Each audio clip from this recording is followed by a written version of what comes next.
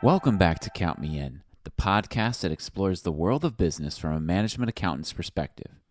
Today I'm speaking with Buckley, a personal branding consultant who helps experts maximize the value of their unique knowledge and skills. Rocky does a great job of demystifying the concept of a personal brand and explains how understanding and embracing your specialization helps management accountants and others thrive in a chaotic world.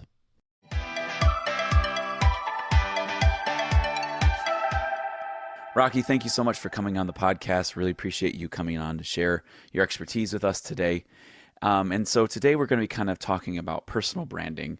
And there's so many things happening in the world, like pandemics, wars, and in a lot of ways, you have to kind of find a way to make yourself stand out in order to show the world, hey, this is who I am and this is how I want to go.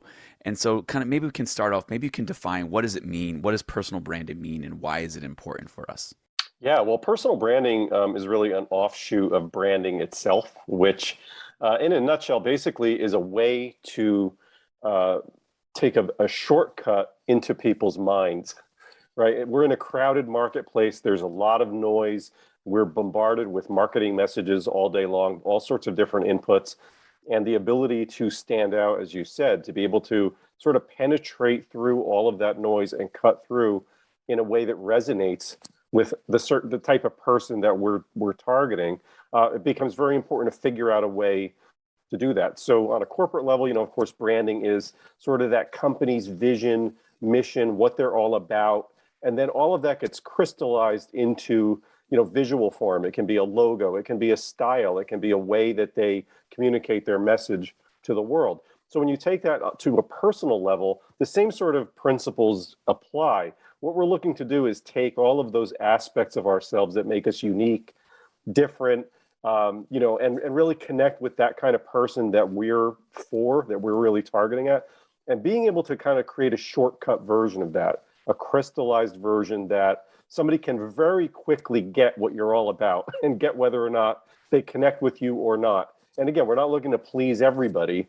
but we're looking for those people that we're trying to connect with to resonate with us. And so, when we talk about personal branding, some people just naturally come across in a way that cuts through, right? They just have a big enough personality where they resonate with people. But for most of us, it requires some conscious thought and design.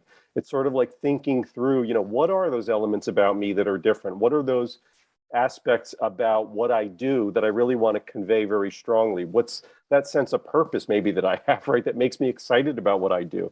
So it's being strategic and kind of being able to figure all of that stuff out, and then being able to distill it in a way that's constructed for public consumption, right? For other people to be able to get it really quickly. So that turns into, your messaging and your visual branding and all of that kind of stuff. But ultimately, we want a snapshot of ourselves that people will be able to kind of understand really quickly. That's simple, fast, and easy, and cuts through the noise. It almost makes me think of that old-fashioned elevator pitch that you would say, if you're in an elevator, what could you say to somebody in that ride on the elevator, in a sense, right? Yeah. It is that really that fast thing because, especially now as people are moving more online, and the online market, as you just mentioned, pandemics and wars and stuff, it's really made people rethink their business. A lot of people have now decided to come online much more than they ever were before, by necessity or by choice, right? When you step into the online marketplace, you find it's even more crowded, and you're connecting people through a scroll on a phone typically, or some kind of a timeline where, if you're scrolling, let's say through Facebook, I mean, Facebook can only put so many people on your timeline.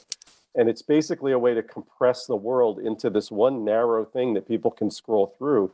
And so for you to be able to actually have somebody stop the scroll and actually pay attention to you for more than a few seconds, like, that's a big deal. And we've got to master kind of the art and science of being able to know how to do that, right? And so, yeah, the online marketplace is really, really crowded. And, yeah, more important than ever before, and it's just going to become more so. There's billions of people in the world that haven't even come online yet. So like and the population, of course, is growing, and so on. So being able to construct an effective personal brand that cuts through this is sort of a master skill that I think is only going to become more important as time goes on. So what I'm almost hearing you say, it's almost like we need to make ourselves like a specialist in a way to make sure that we stand out in that way. Does that make sense to make ourselves a specialist? Well, I think being a specialist is one aspect of a way to stand out. I think that specialization is more of a conversation about business model. I think there's a reason why we would want to specialize beyond just the branding elements of it. Specialization allows us to do things like raise our prices a lot, charge a lot more, and it really affects then everything downstream in a business model. From a branding standpoint, yeah, specialization is one of those ways that allows you to filter all of the people potentially in the market and start to narrow those down into a slice that you can target very specifically. So, for example, a good example of that might be as if you were a doctor and you were a general practitioner, versus specializing in one part of the body, right? And so, therefore, you're going to basically be for those people that are looking for that one thing. I have a problem with my nose or something like that, and I'm looking for a nose doctor as opposed to a general practitioner. So when it comes to something like accounting, yeah, if you can specialize and be great in that one area, you're going to cut down the potential number of people that you're trying to reach, and the potential people that are looking for you are going to be able to find you much more easily because you're focused on that one thing. Yeah. Hmm. That makes sense. Yeah, because when I think about it, a lot of times accountants have to wear so many hats, especially if you're in a small to medium-sized business and you're a CFO or controller. You kind of have to be a jack of all trades. You have to do a lot of different things, and so there have to be ways to differentiate yourself in a way. So a lot of times people start with certifications. IMA offers a certification. Certifications are one way to kind of make yourself a specialist. Are there other ways that you can kind of establish yourself in that way? Oh, sure. Well, first of all, just the choice of that market niche is that's step one. So if you decide like right now, hey, I am a general practitioner, but I want to really reinvent myself. I want to change what I do. I want to be able to narrow my focus. Then there's a process of going through, of really internally thinking about, who are those clients that I really enjoy working with the most? What am I really good at? What am I my best at?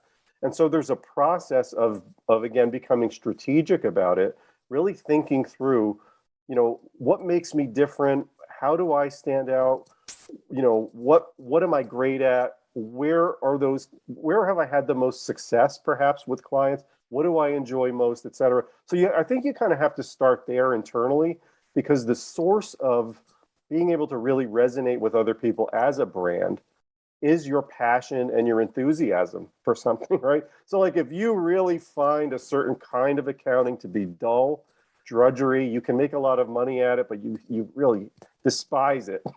You're not going to really want to specialize there. You're going to want to find those areas that you're super interested in, that you naturally love, because it's hard to become great at something that you don't love doing. And so I always kind of start with this inner game component when I'm working with people to kind of help to drill down into that, find that, discover that. And once you've tapped into, hey, man, ideally, this is what I'd love to do. This is what I would love to become, 2 years from now, 5 years from now. Ideally, this is who I want to be. When you can get a clear vision for that, then you can start working back on the specialization aspect of it, I think, right? You can say, then what do I have to do to get there? And that's where certifications may come into play. But there's also other ways to specialize too. Like you don't only have to specialize on the niche that you're doing. It can also be your system, your process. You may have a way to do things that's very fast or very effective, and you can differentiate yourself and specialize, for example, in the area of speed. Let's say you're able to get something done much faster than everybody else. You've got a system for how to do it. You can basically be a specialist in that system, right? So there's lots of ways to slice up, what you do to make you special and stand out, and again, be able to charge more. I think ultimately, from a business model perspective, when you can shift your pricing, that changes the game on a whole number of other levels because you don't have to work with as many clients, right? You can, if you have more margin, profit margin in your business, you can do more things to advertise, promote yourself. And then when there's more profit margin, you can also bring on other team members, right? So you can start to scale. So like specialization has a number of ripple effects, you know, after that. There's a lot of dominoes that go in that get kicked off when you can start to specialize. So hopefully that helps. Yeah, that makes a lot of sense. So as we're talking about this, I'm thinking about like, being a specialist and you're trying to figure out your personal branding. It seems like as you're trying to plan all these things out, you kind of have to get a vision and kind of make some strategic decisions around, around what your next steps are going to do. Are there certain questions we should kind of ask ourselves as we're kind of trying to lay out those strategic decisions going forward? Yeah, I think some of the stuff that I mentioned at the top, what do I really get excited about? Because I made this mistake when I first started my business 23 years ago. I saw an opportunity to make money, right? It was right in front of me, and I kind of liked it, but I didn't necessarily love it. But I said, okay, here's an opportunity for me to turn what I know into a business. And so I jumped into that business, and I got good at it, and I got clients right away, and but I didn't really, really love it. And over time, that lack of passion started to play out. The busier I got, the more successful I got, the more I just found myself living a life that I didn't want to have. I was just busy all the time, and I had no margin, no space in my life, and I really wasn't feeling like I was making a difference. Right? I wasn't making an impact on people at a level that I wanted to. Right. So for me, like I think these considerations are first the inner game part. Right. They are that. What do I love? What am I really good at? And then how does that start to craft into a message and a brand? So it may be, mining out aspects from your life story that can connect with other people, right? So you start looking back at your life and finding those pivot points and those moments that really started you down this road and that can connect with other people, right? So you start learning about your story and aspects of your personality that you can bring out in your marketing and your messaging and so on. And then you become more strategic, like how am I going to position myself differently? Let's look at the market. Let's see who is out there, who's kind of in a similar space to what I'm doing, and what are they doing? Like, what do they sound like? How are they messaging themselves, right? And how do I now position myself as different? Ideally, we can position ourselves as the first and only one who does what we do, right? That's a key aspect of all positioning is being first and only. So if we can almost create a category for ourselves, right? Even if it's something fairly small or minor, how can we position ourselves as, hey, I'm the first one or I'm the only one who does this, right? Because that cuts right through. So those are some of the strategic aspects. And then that starts to formulate a personal brand. It starts to get into, okay, as I market myself, what does first of all, my visual brand look like? What, the logo and all that stuff. That's what people typically think about when they think about branding. That's about logos and business cards. That's really not what it's about, but that's an aspect of it, of course. But, you start getting into, okay, if I'm going to start marketing myself online, that typically means I'm going to put out some form of content, right? It might be a podcast like you're doing, or it might be, I'm going to make videos, or I'm going to create a blog, or I'm going to, tweet on social media, right? I'm going to be on Instagram or whatever. So choosing the channel that really fits your market is important. So for example, I would assume for accountants, LinkedIn might be a very important platform to be on. So let's say you decide, okay, I'm going to go heavy into LinkedIn. I'm going to put out a lot of content. So that might mean every day I'm going to make a short video, or I'm going to write a post or something like that. But I'm going to gradually become visible, and I'm going to build my visibility, and I'm going to build my network, and I'm going to put myself out there as an expert. Well, then what kind of content am I putting out? How am I framing the way that I talk about my subject differently than everybody else that's congruent with this personal brand idea that I've created, right? So let's say I'm an accountant in a specific area, and my personality is such that, hey, I'm a big sports fan, outside of business, I love sports. Well, maybe you can look at some of these aspects of your personality and start to blend those into your business. So you may show up and you start to position yourself somewhat as like a sports guy in some way, right? And you're like this sports accountant sort of person that you use sports metaphors and stuff when you're talking about your business. But they're just ways to kind of create a different paradigm around yourself, the way that you look at your subject. Right? So there's all these different factors that come into play downstream. As you create this personal brand, it starts to play itself out in real product. You're going to actually put out content. You're going to, be interviewed. You're going to, all these different things that you're going to now roll out, but they're coming from a particular point of view, a strong point of view that's clearly defined that people get right away. And ideally, either they like you or they don't right away. You know, polarizing is sometimes really good. Like, hey, I really love this guy, or I hate this person. That's actually a good thing in branding because you want people to get you really quickly. And those people that love you, you want them to really, really resonate with you, and that's kind of the idea. You want to create a tribe of like raving fans, you A know? tribe of raving fans. I like Yeah. that. Yeah. So, in order to get those tribe of raving fans, you almost have to kind of market yourself in a certain way. Is that the importance of the marketing, is kind of getting yourself out there? Oh, yeah, sure. And, a lot of marketing is simply mathematics. The idea is, how can I get in front of X number of people per day? So for accountants, that should be fun to figure out. What am I looking to build here? If I'm looking to build, let's say, $1 million business, what does that look like in terms of clients? How would that shake out? What's my process for getting clients? Right. So in some way, we're going to construct some form of a sales funnel. We want people to be able to get in touch with us and then, become a client with us. So what does that look like? What does that client journey look like from A to Z? The person who has no awareness of who you are, to the end, they sign up and they become a valuable client for you. What does that look like? And so as you think about your business and you think about, okay, who is it that I'm looking to target? How am I going to get those people to become clients? Let's reverse engineer the process backward and say, okay, how do I engineer that first contact with a person? So it may be on LinkedIn. My idea is they're going to see a piece of my content. And in my content, I'm going to offer something. I'm going to say, hey, if you're interested in this subject, grab my free checklist, or I've written a report that talks about this. So come to my website and sign up for that report and opt in, right? So now you've got a person on your email list.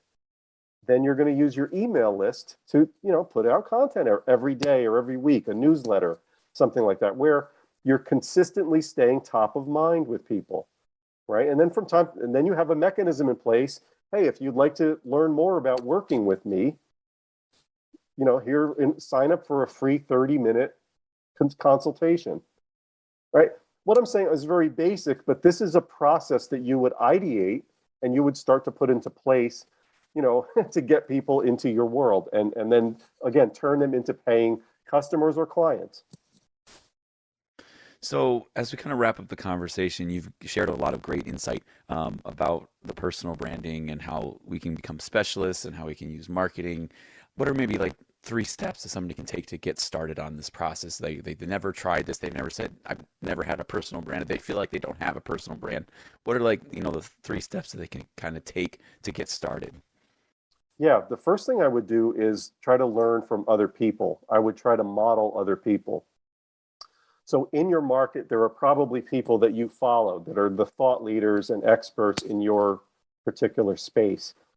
I would start, doing some studying of those people. I would sign up for their email list, right? I would look at, have they written a book? Do they have a podcast? Do they have a YouTube channel, right? Are they on LinkedIn?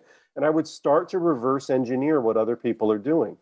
And in doing that, you can start over a period of time in the background as just a little sort of hobby that you do over time, right? You may be really busy and stuff, but you want to learn about this. You're going to create like a little mechanism so that this stuff is dripping to you all the time. So that's why I'm saying, like, sign up for people's email newsletters, subscribe to their blogs or whatever it might be, and just gradually in the background start watching and observing and learning. Right. So that would be the first thing that I would do. Look at those people that you're following that you find interesting and so on, and start to really understand what they're doing. And that may mean, even, let's say they have a video out or a presentation where they sell something. Record that presentation and transcribe it. and start to actually study the words that they use, the language they use. What do they assume about the people that they're talking to? How do they talk about those people's problems, right? Do they know their problems really well? Can they describe their problems in a way that when a person is listening to it, they go, that person gets me. They totally understand it. That's what, right? That's what we want to be able to do, is have a person go, that guy gets me. He understands exactly where I'm at. So understand, how are they talking about problems? How are they talking about solutions? Do they have some form of a system that they bring people through to get them that result that they want, right? So I would first of all study other people in the market, and I would really learn about it. I mean, go to Barnes and Noble, let's say, for an afternoon with a notebook, grab a few books on personal branding, and just start understanding the space and understanding the concepts. And then with that notebook, as step 3, I would start to look inside of yourself. What do I love to do? What am I naturally great at? Where are my gifts and talents? How can I become kind of a personality? Right? What are some of my interests? What are those things as a person, just as a human being, that like other people find, oh, I'm funny, or I'm interested in music or wine or whatever it might be. How can I maybe take some of these things that make me interesting as a person and start to blend those into what I do professionally to make me kind of somebody that other people want to listen to and will connect with other people. So those are just 3 of the first steps I would take to just dip your feet in the water and get used to that. This has been Count Me In, IMA's podcast, providing you with the latest perspectives of thought leaders from the accounting and finance profession. If you like what you heard and you'd like to be counted in for more relevant accounting and finance education, visit IMA's website at www.imanet.org.